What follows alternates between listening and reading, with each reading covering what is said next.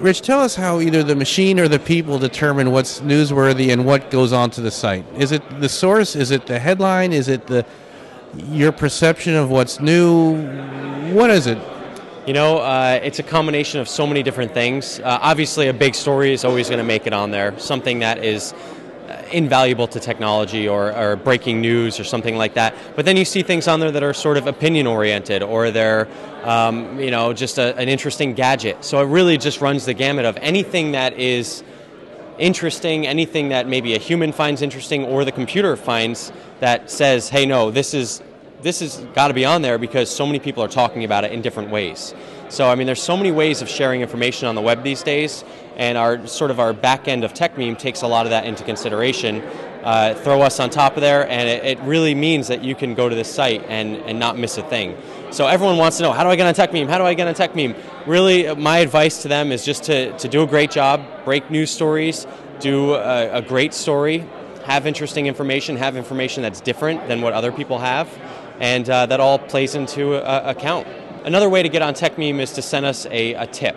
So you can send a link to your story that you think is interesting, whether you've written it or not, or whether something you found on the web. And along with that link in Twitter, just write tip and then @Techmeme in your tweet, and it'll make sure that it sort of gets absorbed into our computer system for consideration. And so that's a neat way of tipping us off to something that you think is interesting.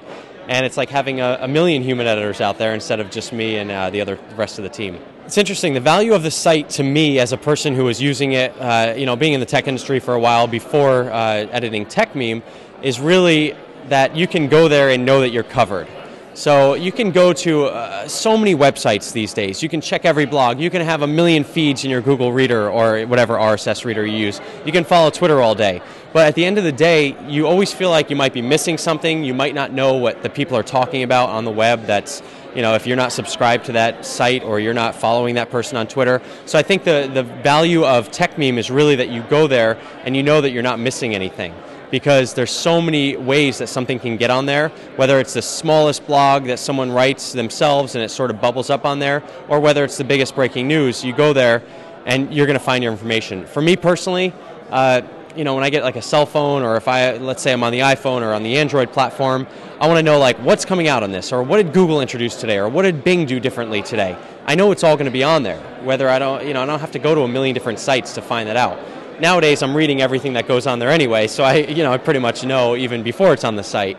But I think the value is just a lot of information all in one place. It's very easy to digest, and I think that's the main thing for me. Great, Rich. Well, congratulations on the new gig.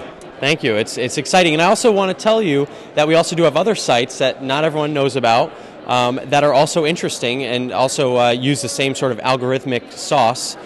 Secret sauce that Gabe has invented, but don't necessarily have the human element just yet.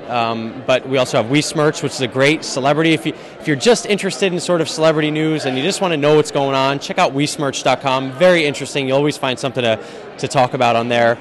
We also have Memorandum, which is political news, and Ballbug.com, which is also all baseball. And they're really interesting to see what happens when the computer just does it by itself, and they're still pretty darn interesting. Great. You guys have done an amazing job. All the best, Rich. Thank you, Andy. I appreciate it.